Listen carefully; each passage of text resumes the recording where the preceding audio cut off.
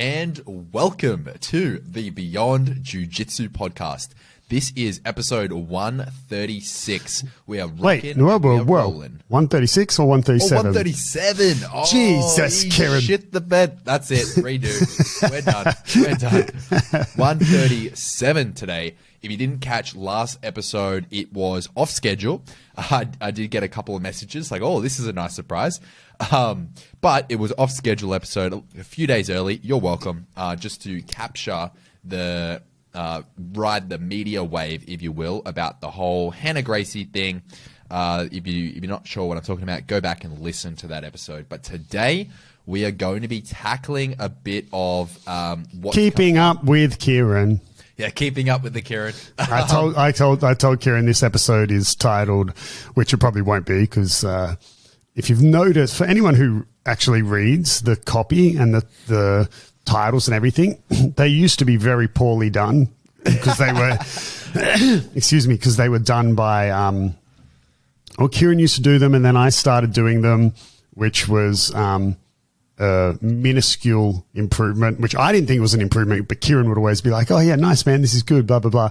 But, you know, Kieren now has done a little course or a few classes or something in essentially writing copy, and it's like so now Kieren does the titles and the description, and it's so much better. So it probably won't be titled this, but I said to Kieren it should be called Post Canada, Pre Sweden. Because that's going to clickbait the shit out of it. that's pretty much where we're at. We're going to be talking about Kieren's return from Canada from his trip to not Toronto, but outside of Toronto to visit Jordan Teaches Jiujitsu and what went on there, as well as the fact that from the moment of recording, what day do you actually fly out?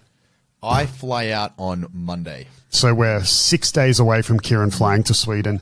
Yes. So this is going to be talking about the trip in Canada and the upcoming trip to Sweden. Keeping up with Kieren.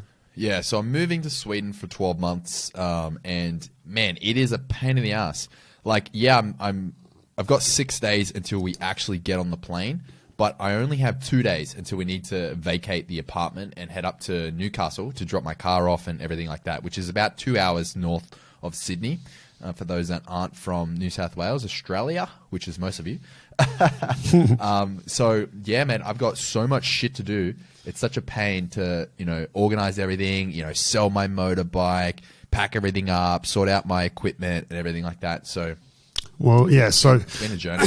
We'll dive more into that in the second half of the episode. But as Kieren was saying, last episode we touched a little bit on the unfortunate injury to Jack Greener, I believe his last name was, who became paralyzed from a jiu-jitsu incident and was awarded $46 million in compensation, blah, blah, blah.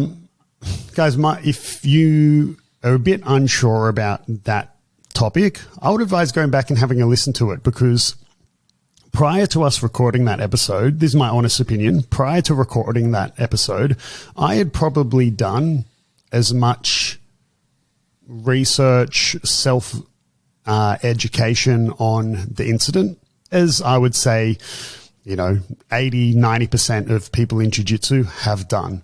But then as we recorded the episode, turns out Kieren had gone balls deep on the research and had way more information, which, I don't know, left me feeling really nicely educated about it by the end of the episode. And then even, I haven't told you this, Kieren, even after that episode, I went and watched some other sort of clickbaity YouTube videos that all came out at the same time. One was from, I can't recall, but, known people in the jiu-jitsu community, like big famous people.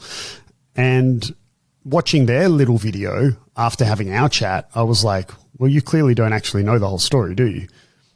So anyway, this is a way of me saying that Kieren did a huge amount of research going into it and had, I think, way more details and information than probably most people have about the whole incident, So although I had Lucas, one of the white belts in our gym, say to me the other day, he's like, man, I listened to your episode. I was like, oh yeah.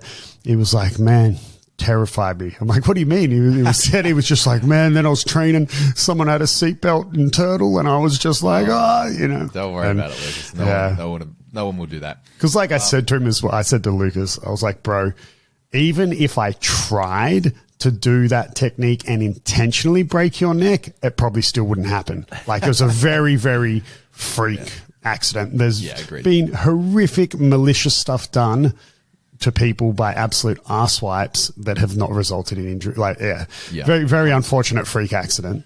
Yeah, I have to agree. And to be honest with you, man, I think the reason that the takes are so one-sided is a couple of things. People don't like Hannah Gracie.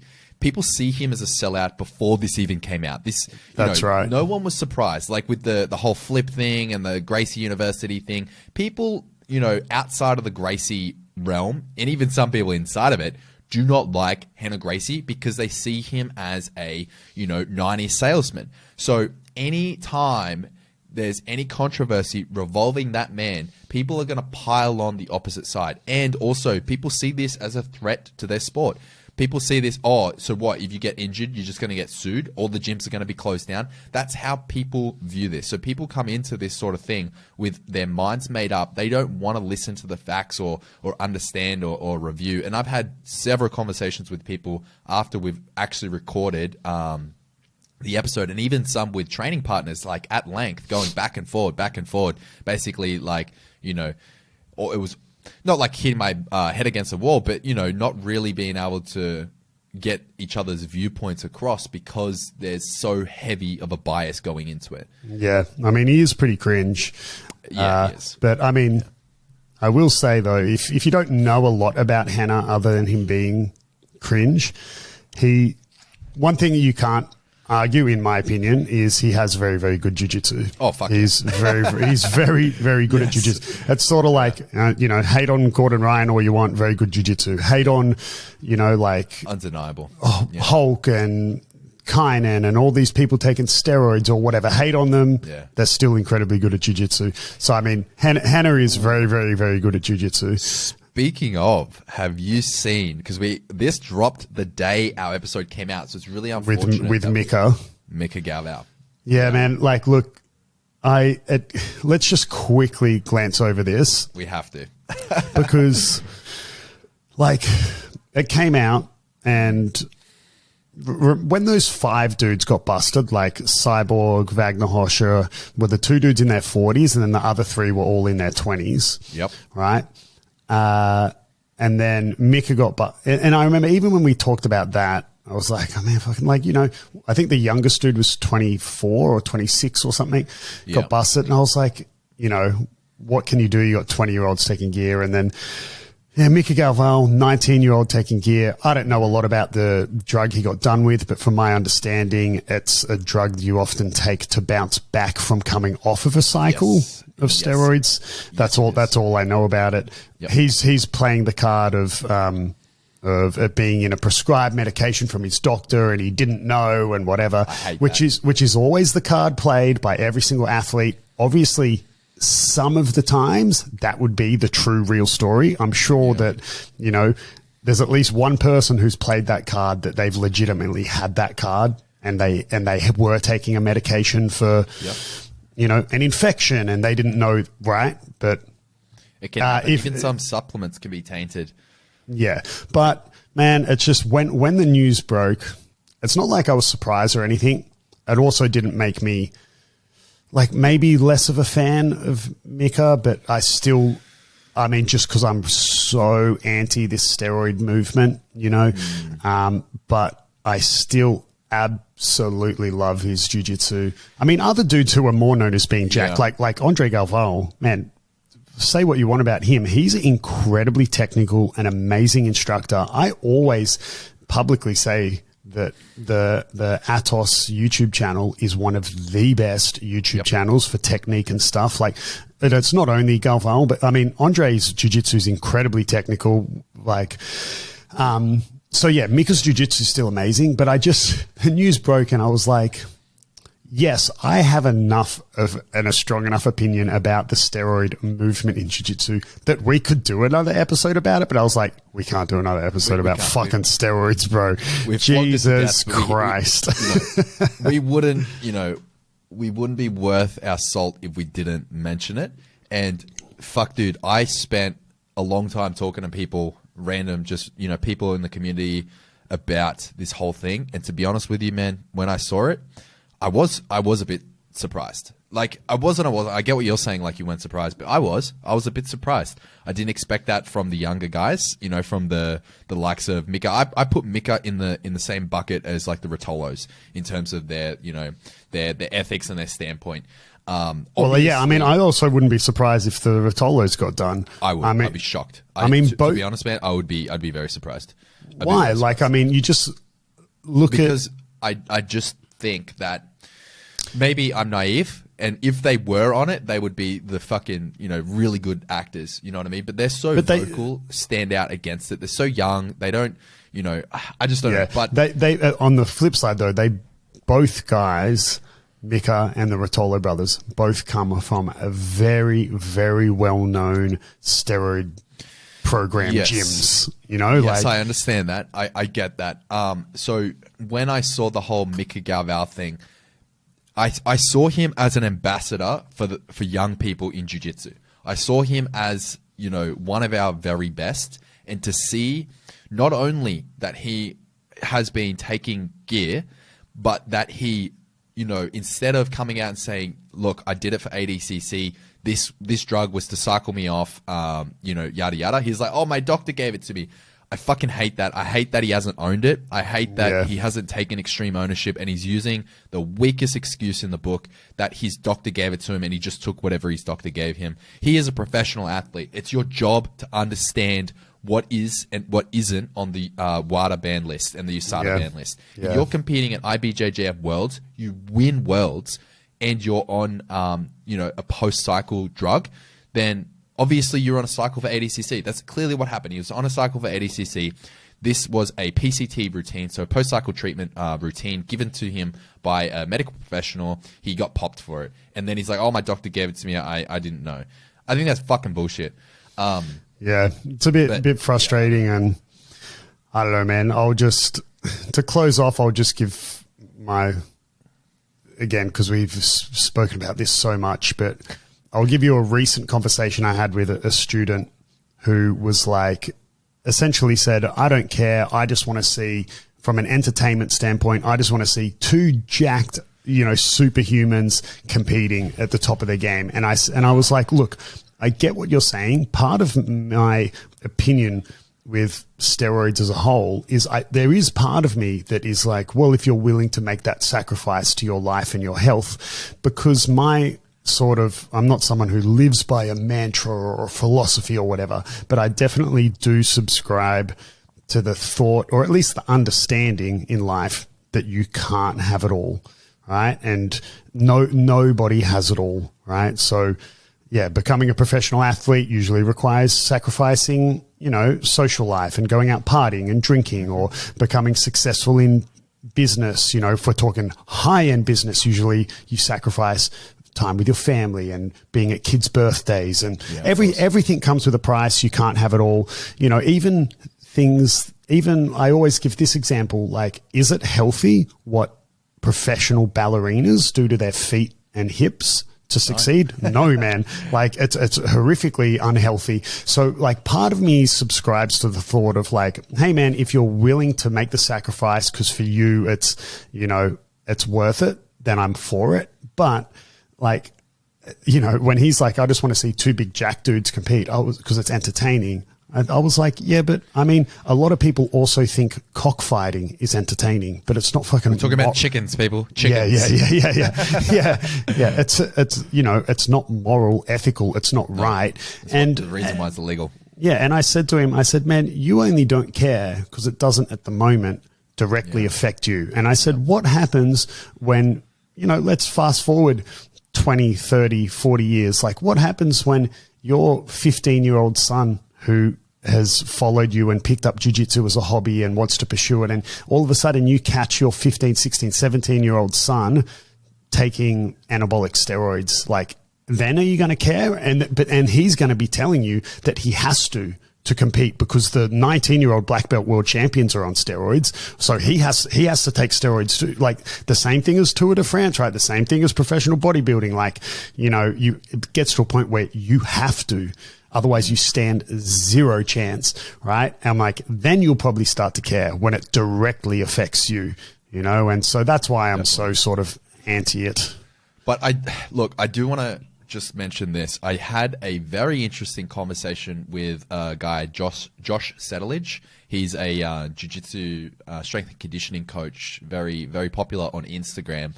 The guy knows his shit. Is this the guy who am I thinking of someone else? Every one of his videos starts the same. Yeah. It's a good hook. It's jiu-jitsu athletes. Yes, that guy. Yeah. He's kind of adapted his hook a bit. Purple brown belt. Yeah, he's a purple belt. He, I don't know what level of wrestling, but he started with wrestling. Been training jiu-jitsu for a while. He's a purple belt. Very, very knowledgeable. I love his stuff. Go back and forth with him all the time.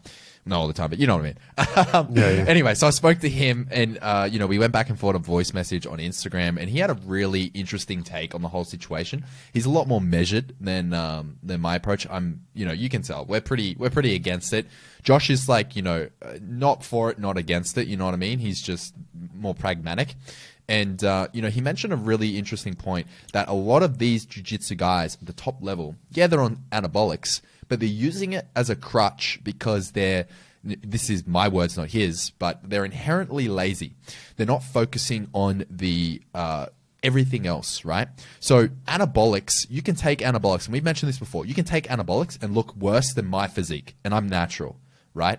Because if you can. Shut up with your eyes. So there's people that are on anabolics and look worse and perform worse than me, and it's insane. And I'm not. It's like what we said about Nicky Rod, right? We said there's people who look better than him who are natural, and there's people who look worse than him and are on gear. Exactly. So him being clean is completely plausible. Yeah. Of course you have genetics, but a lot of these jiu-jitsu guys aren't focusing on strength and conditioning outside of the gym. They're not working on their recovery. They're not getting adequate amounts of sleep. They don't give a fuck about their nutrition. Even Craig Jones semi-recently last year on the Joe Rogan podcast was asked about his training protocols, and he was like, I don't stretch, I don't really lift weights, and I don't really give a fuck about my nutrition. That was his stance back then. This was pre-ADCC.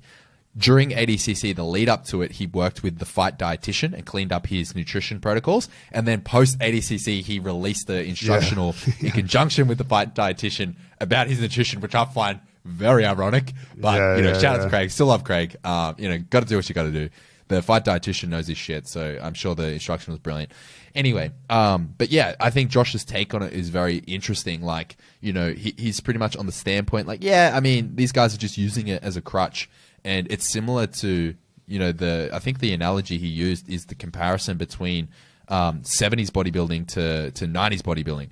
In the 70s, they look good and they were blasting gear, obviously not to the levels, but compare that to, today where, they're blasting gear, but everything else is dialed in. So the gear becomes the 10%, if you will, on top. Maybe a little bit more than that, but regardless, I found his take interesting, and it's made me think on it, but still, I'm still against it in sport. I'm still against fucking PEDs in sport. Yeah, and I think we mentioned this before as well. Of course, we know there's no striking in jiu-jitsu, but it's still a combat sport. And I think we mentioned this probably when we were talking about the 5 dudes who got busted.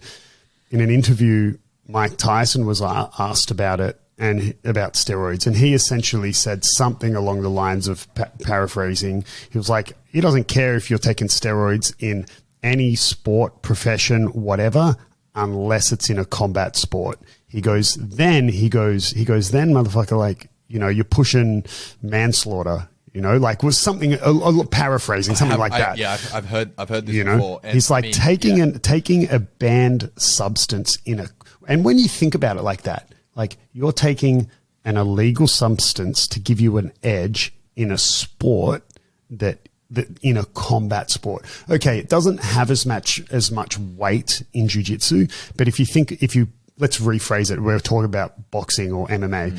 Mm-hmm. If you're taking a banned substance in a sport where the objective is to punch someone in the face as hard as possible to send an electrical signal to their brain or whatever that makes them fall unconscious, and you're taking a drug that makes you do that faster and stronger. And like, I mean, when you kind of look at it like that, it's cheating.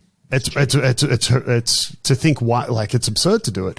Yeah, obviously it doesn't, cheating. like I said, doesn't have as much weight in grappling, but I mean, I don't know. We could go back to last week's episode and let's talk, you know, with the injury and the guy becoming paralyzed. Well, what if someone, let's take a rule set that allows slamming, and what if I get my neck broken because I get picked up and slammed by some dude and they're on gear or something? I mean, like, where's the line? Like, can I then sue this dude, even though we did a legal move? Can I then sue him because he slammed me harder than he, you know, legally was able to do? I don't, you know what I mean? Yeah, you can see the sort of the messy cobweb that I'm. It's not clear cut either way. Like, it becomes very grey. So I think, you know, we spent longer than we intended on this, but I think the moral of it, my take on it is I'm disappointed to see this another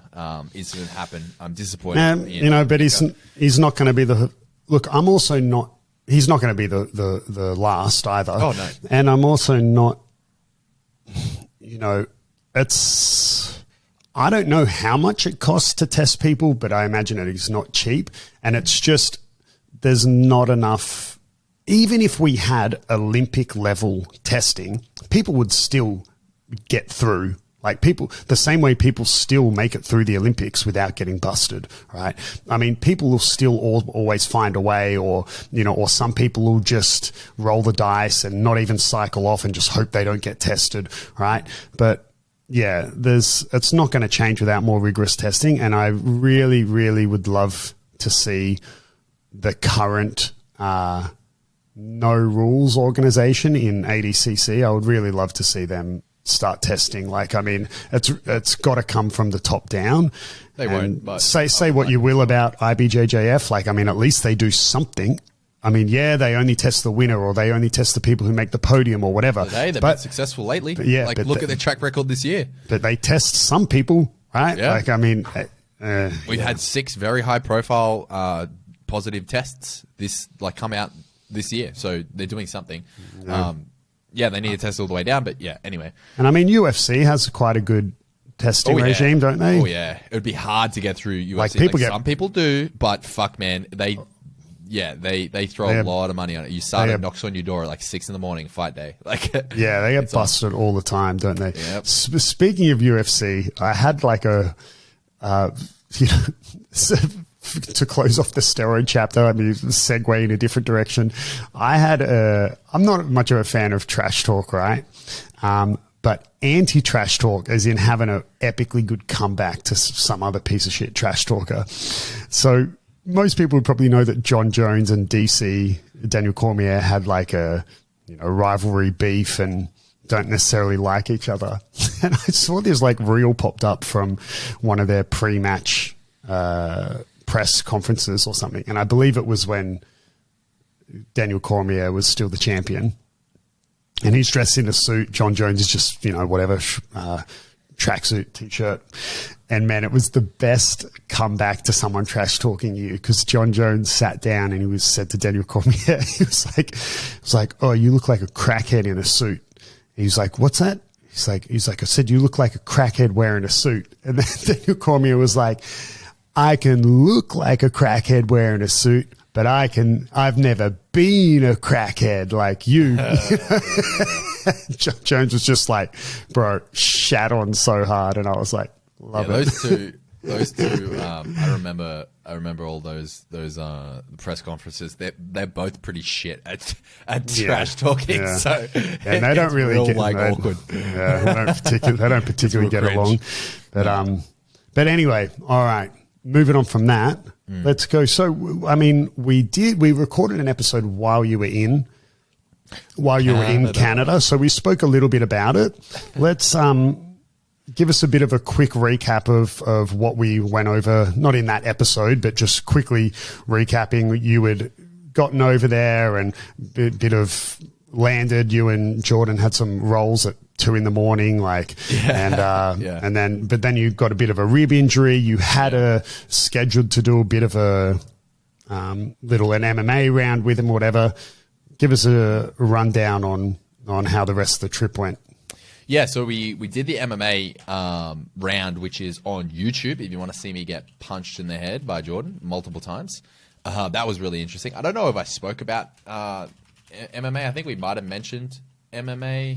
I can't remember. But shit, man, doing MMA versus just regular jiu-jitsu is so much different. Like MMA in a jiu-jitsu context, jiu-jitsu in an MMA context is so much different because you need to be aware of getting punched in the fucking head. You don't want to be on the bottom. Everything needs to be on top. So like guard pullers, MMA, nah, not going to happen. It's very rare that you see like people comfortable in guard and do well in MMA, particularly UFC. There are some, but yeah.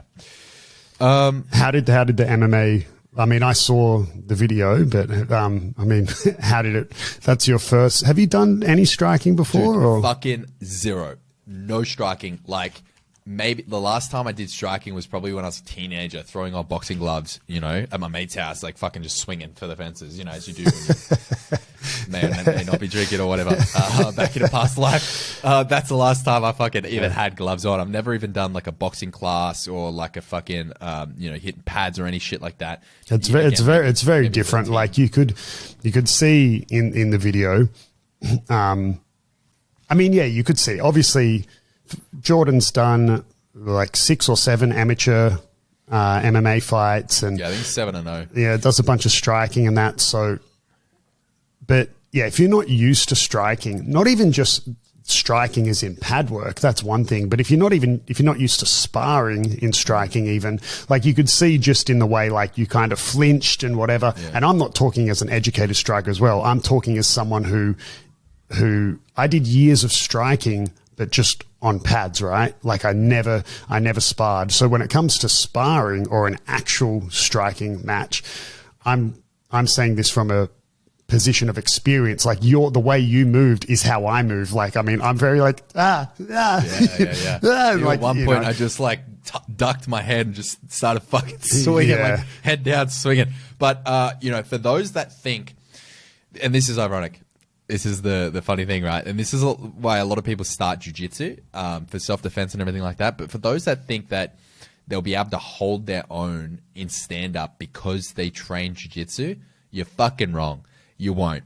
Your only chance is to get it to the ground and get it back into your realm. Like, if you're fighting someone with stand-up and you try and stand with them, you don't know what you're doing. Like, your jiu-jitsu is not going to help you in exchanging punches. But I think I did okay considering it was my first time.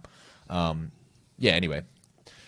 Yeah, I mean, I'm not a striking. I'm a fan of striking, but yeah, I don't like getting punched and kicked. I didn't mind. I was okay. Yeah, I caught some hard hits. It's mainly the head for me. I don't mind getting leg kicked. I mean, no one wants to be leg kicked, but hurts, man. But I mean, it's not something that, like leg kicks or getting body kicked or hit or whatever. That's not. I just can't stop the flinchness. Even I don't know. And I mean, maybe it's something I could train out of myself or experience. But even training jiu-jitsu, if things come too close to my eyes, I get really, I mean, even Atlas, if my son is climbing on me and his hands get like past my hairline and get to my forehead, I get really like, I don't like anything near my eyes. So have you ever tried to put contact lenses in? No, I've never needed contacts, but it's funny because I smoked pot for years. And I grew up in Byron Bay, which Australian people will know. That's I don't know what the American or European. So Byron Bay would be the European equivalent of Amsterdam. Not at all in the sense that not the same things that go on. But, if you said you're from Amsterdam, people would go like, oh, yeah, okay, you probably smoke weed. Byron Bay, it's just kind of hippie town. Everyone smokes weed and whatever. But I grew up and my dad was a cop. So I grew up smoking weed and skateboarding. So I, for years, and to this day, have no problem putting in what we would call clear eyes, like eye drops that would take the redness out of your eyes. So I have no problem doing that for some reason. I guess I persevered because of the addiction to smoking weed, that I overcame my fear of things near my eyes. But a contacts lens, no, I've never had to put contacts in. If you're that sensitive, you would not be able to put them in at all. Like, Yeah. they're hard to put in. I hate it. Anyway. Yeah. Well, So- that's Canada. Yeah. So we sort of already went over it, last episode. Yeah, but I mean, tell me, like, I mean, you'd only done a bit of training. Like, what was it like to, I've never personally met Jordan. We've spoken a few times, and he's a legend. Yeah, I love Jordan. yeah. So, but like, what was it like to do his classes? And Yeah. we spoke a little bit about some differences in the way he when I teaches was and in I Canada. teach Yeah. while you were in Canada. But like, did you learn any cool detail to a particular technique that you thought like, fuck yeah, man, that's a sick detail I didn't know? Yeah. Or I remember when we were in Canada, you were mentioning like, whenever I go to different gyms or whatever, I always ask about, the key details on, a move that I like or something like that. Just to learn it from a different perspective. So Jordan has a very savage head arm choke. And I got him to take me through it in detail. We spent probably like 10 minutes just looking at all the key details in a head arm choke. And yeah, I can safely say I think my head arm choke is a fucking lot better now. Not necessarily. It wasn't like crazy, like I was doing it completely wrong. Everything that I had been doing, fundamentally was sound. It's just the small details and even like the different cues, like thinking about things slightly different way. Because, you've said this before many times on the podcast where you'll be teaching a technique to someone and you'll use an analogy or a cue or just mention something and it'll click for someone for whatever reason, like they just really resonate with it. And it was the same for the head arm choke. So if I'll just go over it. That's what I was going to ask. What was the cue that for you clicked? Here's the thing with the head arm choke, and correct me if I say some dumb shit that's wrong as a hashtag blue belt. But one of the most common mistakes I see people make with the head arm choke is they put their weight in the wrong direction. This is a tangent before I get into the key details. So a lot of the time when you have a head arm choke, right, the arm is across their neck, your bicep is on the other side of the neck. And you dismount to side control, for example, and a lot of people say I have you on my right side, people will drop to their right hip, so they're facing away from you. If you do that, you're directing your weight in the wrong direction. You need to drop toward the person. So you need to drop to your left hip in this case. So your weight is driving through their shoulder. So I just want to get that out of the way. The key detail was the way he thinks about it, the way he explained it, is you need to focus on the arm, your arm, that is on the side of their neck. You need to focus on your bicep, on their neck, on their carotid artery. And to do that, he brings them up to the side, which I've seen before, and stuffs the head, stuffs the shoulder in.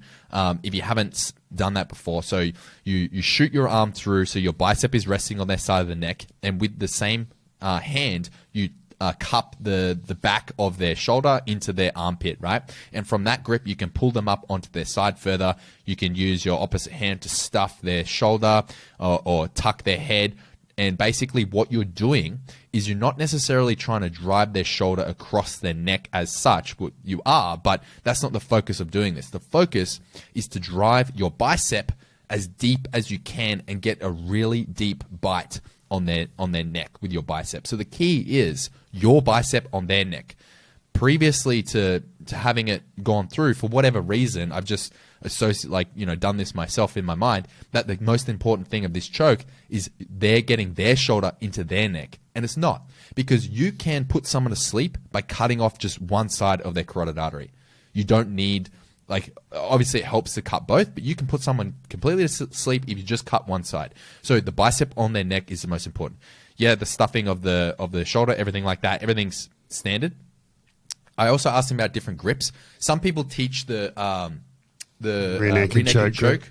Yeah, he said that's dog shit, and I have to agree. I think that when you do the rear naked choke grip and you do that turn technique that some people do, you just cause a neck crank. You're not really putting them to sleep. I don't really like that anymore, so I've stopped doing it. So he says pretty much gable grip or nothing, or you can finish it one-handed, which he does often. You Gable know how how you should test your head arm to see if it has improved. It's if you can tap Psycho Ben with it. Oh, I think I could. I think I definitely could. So Psycho Ben's one of the. Well, he's almost 18 now, but geez, like, shit, really? Man, at this year's Christmas party, Psycho Ben will be old enough to come to the pub and drink beer with the team. What? It's just, yeah, man. So like, wow. I mean, Ben's been training for years. Started a different gym before with us, but he moved over to our gym pretty much when we opened. So probably when he was like.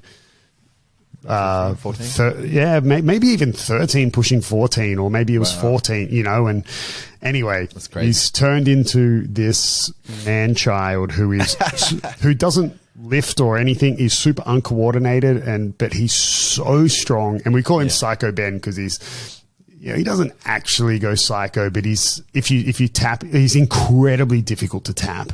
Like he's stubborn. He's super stubborn. Like man, but he's also super strong. Like breaking it, having him in an armbar and breaking his armbar grip, like is really, really hard. Like he'll just cop insane amounts of pressure, and Anyway, if you can tap him with an arm triangle, then you know your arm triangle's good. I definitely can. Well, we'll see. Yeah, we will. Anyway, so. You connect your hands, Gable grip, you dismount to side control, and the cue that he uses in terms of where you put your weight, yes, you want to sprawl down, into them, but you want to try and get your lat as low as theirs. So whenever I teach the head arm, normally I teach temple to temple, like head to head as the head cue.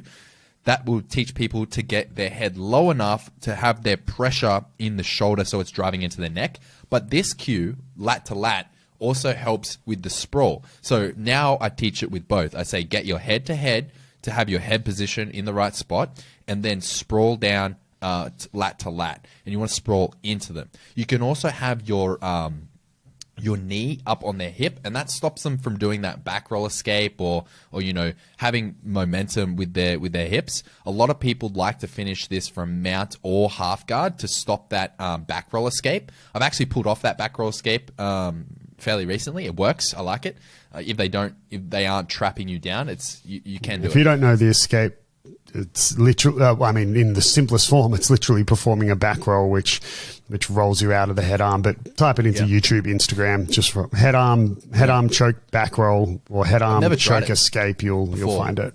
I hadn't tried it before, but man, it works. Like I was in a head arm recently. I was testing it out. It works. But the old testing it out. The old, I got myself here on purpose so I could try and escape. Sure. Yeah, it was with Jacob. So, anyway, but the reason I really wanted to learn the head arm off of Jordan, because it's hard. I'm stubborn as well, like similar to Psycho Ben. I don't tap to it normally. I can cop it pretty hard.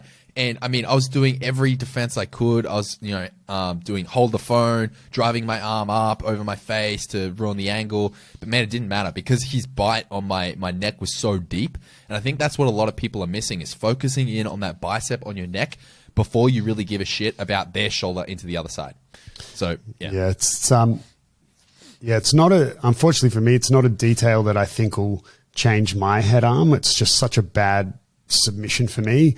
And I've tried multiple times to fix it and asked multiple and I was really interested to hear Jordan's details on it, but I don't know, I'm just going to continue to blame my long arm and lack of bicep that I've struggled to close that gap. That's just not a good choke for me. And even if I'm executing it 100% perfectly from a technical point of view, you always have positions, techniques that work better for you than others. Even if it's not a physical limitation, just some techniques resonate with you better, and they just work for you. Yeah.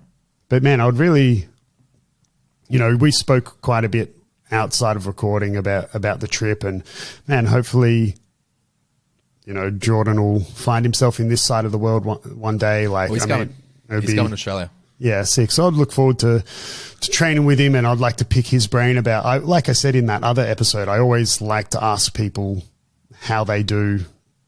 Yes, obviously techniques that I want to improve, but I also really like to ask other instructors how they do a technique that I already do, because if I can make that a little bit better, you can always get a little bit more of an edge. So if I've got my favorite technique that I feel I already do really well, if someone can add another detail to that, and I feel like, as someone who I don't necessarily follow Jordan's content. Like, I don't think I'm necessarily the target audience. I've seen some of the reels that have been popping up now that I guess are already dropping from your time there, because the main purpose of the trip was to work with him and help produce content for him and film and all this stuff. So I've already seen a bunch of the reels like coming through, and I don't think I'm necessarily the target audience. Like, some of the reels that have recently been popping up are like, tip to not get triangled, or tip to finish your triangle, or something. And I don't want to say very basic tips. They're really good tips. Yeah. Right. They're really good fundamental details. So I don't necessarily watch a lot of his content, but the stuff that I do see and the stuff that I watch, because, I know that you're in it or whatever. And from speaking with you, dude knows his shit, and I'd love to get to be on the mats with him and share ideas and train with him, and, feel his fucking body triangle, bro. We'll have to film a role, mate. Actually, sign waivers. Everyone's signing waivers, and everyone's signing release clauses. Jordan, I've got a challenge for you. How's this, bro? Not only do I bet that you can't tap me with your body triangle, I bet you can't even lock it up because I'm a fat piece of shit, bro. Jordan, you're not even gonna be able to close your body triangle on me, my man. Right. Jordan just took that personally. Jordan's like, that's it. I'm getting fucking shin extensions. I'm coming for you.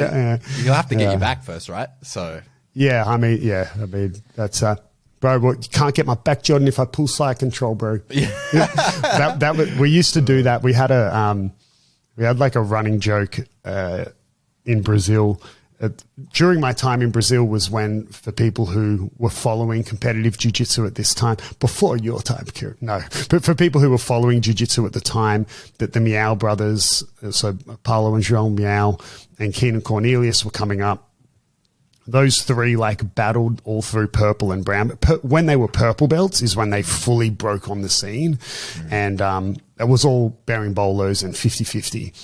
And a lot of the guys from my gym would fight the Meow brothers because their gym is also in São Paulo, or their gym at the time. So at the Paulista, which was our like local competition, if you will, which was still massive, right? Like it was huge. Like this is so guys like Marigali would have come up competing the Paulista circuit, the Meow brothers, like a lot of the big athletes who come out of São Paulo, the city, or even the state to some degree, São Paulo, fight this circuit. And so heaps of my training partners fought the Meow brothers and everything, and which often resulted in getting bearing boloed. And so we used to have a joke that like the match would start and you would just straight away just like pancake to flat on your back, like side control, and be like, bolo me now, motherfucker. You were just like, they still would. Yeah, probably.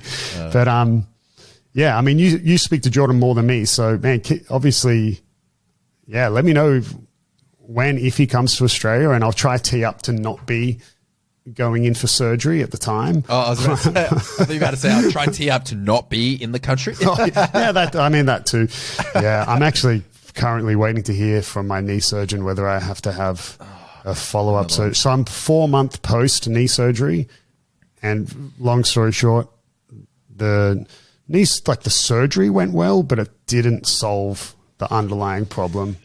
And that's concerning, So I'm now pushing, and this was a knee issue that went for 12 months pre-surgery. I'm 4 months post-surgery. So if I don't have this fixed soon, we're pushing 18 months of this one. I should post a reel so people can see what I'm dealing with, the amount of fluid, and it's just ridiculous, the amount of fluid that's in my knee. It's literally like a waterbed when you poke my knee. It just jiggles full of fluid. And anyway, so I'll try and make sure I'm, depending how I'm feeling, whether I'm in surgery or out of surgery when he comes, Yeah. But yeah, Jordan, I challenge you to even close a body triangle on my fat ass. Yeah, you gotta start bulking. Like Jordan's coming in like 12 months and you just start fucking bulking, boys. It's gonna be like 150 kilos by the time it rocks up, 300 pounds. Let's go. And then I win because he blows out his knee trying to close the body triangle. I'm like, victory. Oh shit. Yeah. Like, well, Sweden, yeah. Or if you, if you quickly open one of the other tabs on your computer for me, Kieren. Maybe. Yep. Yeah. You've been sending me like covert fucking WhatsApp messages like to keep everything going. But yeah. Not a bad idea. All right, so we'll leave it there today. Yeah. So what we'll do, guys, because I just sent Kieren some messages of some dick pics and stuff. No, it's just I've got to go. There's something came up. Just sending him some scheduling stuff. So guys, we might leave the episode here because, as per usual, 20 minutes talking about steroids. But classic. But yeah, again, man, like I assume there's going to be way more content coming from your trip from Jordan. Both I've got like 7 videos in the bank. Yeah, so both on his channel and on your channel / Instagram. Are they going to be so? Give just before we finish, give us a quick. What's a video that we could look forward to? Because so far, like I said, I don't watch a lot of Jordan stuff, but the stuff that you send me that I know you're in. So the reels pop up because of the algorithm, obviously, but his videos on his channel, I don't necessarily see. There was the MMA one with you. What's a video that that people can look forward to seeing? We did a roll in gi, a roll in no gi, and we did kickboxing sparring, which was way worse than MMA. I got my ass fucking handed to me. That's where I really got fucked up. But we have 2 rolls and kickboxing. I'm not sure if he's publishing kickboxing, but I also got rolls with Nikki, his wife, who is a brown belt. Is she technical. The girl who I've seen in some of the reels? Is that her? No. Oh, okay. No. That's not Nikki. Okay. I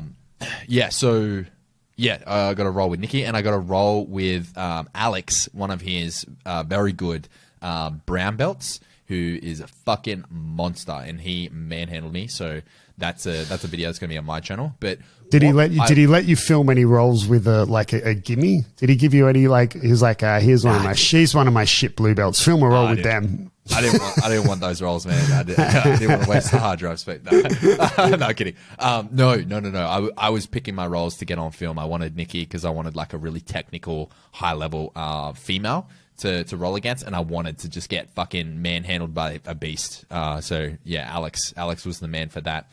Very graciously accepted to manhandle me for my YouTube channel. But the reason I went to Canada was to help Jordan not only produce the YouTube content. He doesn't really need help with that. He's doing fine just without me. But to produce a course that's coming out. So think of it like a super instructional. It's coming out in a few weeks. We're working our asses off behind the scenes to get it all sorted. Even now I'm working on it with him.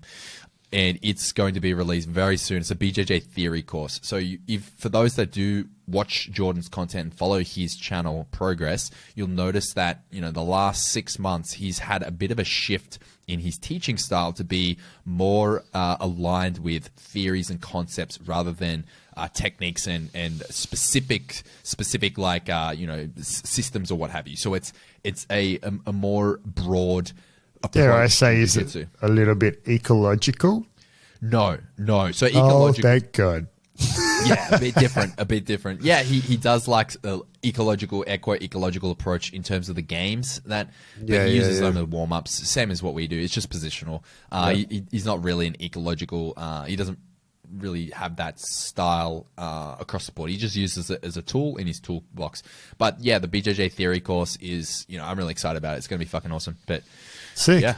All right. Well, man, look forward to him coming, as we say, down under one day. But yeah, man, sounds like a good trip. Let's leave it there, guys. Next episode, we guaranteed going to talk about the trip to Sweden. But as always, you can catch us on Instagram, where we never post anything, but but that's where you can easily message us directly. Same at Beyond Jiu-Jitsu _podcast, yada, yada, yada. Thanks for listening, guys, and we will catch you next time. See ya.